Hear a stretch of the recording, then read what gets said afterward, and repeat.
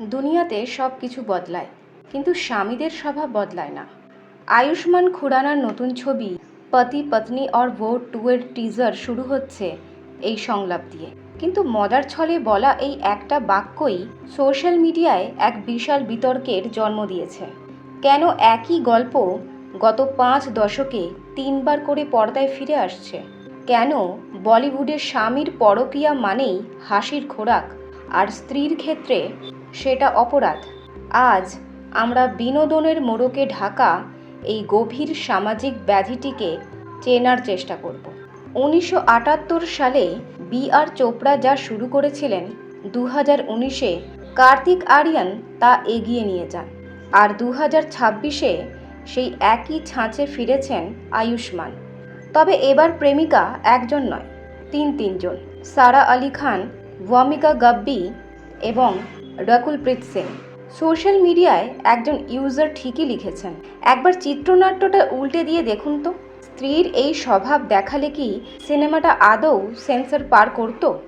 বলিউডের একটা দীর্ঘ ইতিহাস আছে স্বামীর পরকীয়াকে কমেডি হিসেবে পরিবেশন করা। সেটা প্যার কে সাইড ইফেক্টস হোক, দে দনাদন কিংবা গোলমাল সিরিজ, সবখানেই পুরুষের মিথ্যা বলা বা অন্য কোনো সম্পর্কে জড়িয়ে পড়াকে হালকা চালে দেখানো হয়। কেন এটা হচ্ছে? আমাদের অহং বা ইগো এখানে কিভাবে কাজ করছে? যখন কোনো বিশ্বাসঘাতকতাকে কমেডি বানানো হয়, তখন তা আর অপরাধ থাকে না। দর্শক হাসছে মানে সমাজ এটাকে মেনে নিয়েছে। ফলে নিজের মিথ্যার মুখোমুখি হওয়ার ভয় থেকে আমাদের ইগো মুক্তি পায়। সিনেমায় যখন স্বামী পরকীয়া করে, সে হয় ফানি বা মজার চরিত্র, কিন্তু স্ত্রী করলে সে হয়ে যায় ভিলেন। সমাজ নারীর এই আচরণকে আগে থেকেই অপরাধ মানে। তাই সিনেমার দরকার পড়ে পুরুষের এই আচরণকে স্বাভাবিক বা নর্মাল প্রমাণ করার জন্য। সিনেমা হলে বসে যে মানুষটি নিজের স্ত্রীর সাথে প্রতারণা করছে, সে পর্দায় আয়ুষ্মান খুরানাকে দেখে হাসে।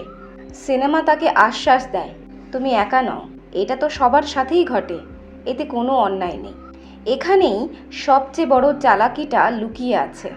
পরকীয়াকে যখন স্বভাব বলে চালিয়ে দেওয়া হয়, তখন আর সেখানে জবাবদিহিতার জায়গা থাকে না, কারণ স্বভাব তো বদলানো যায় না।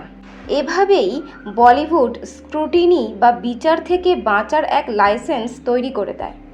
তাই এই সিনেমাটি শুধু একটি গল্পের রিমেক নয়, এটি আসলে একটি মানসিকতা কাঠামোর পুনরাবৃত্তি। হাস্যরসের আড়ালে যখন বলা হয় স্বামী মানেই এমন, তখন আসলে পরকীয়াকে সমর্থন জানানো হয়।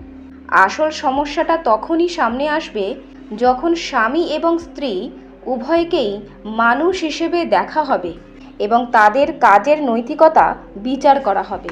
কিন্তু সেই বিচার শুরু হলে তো আর কমেডি থাকবে না, তখন থাকবে শুধু কঠিন বাস্তবতা।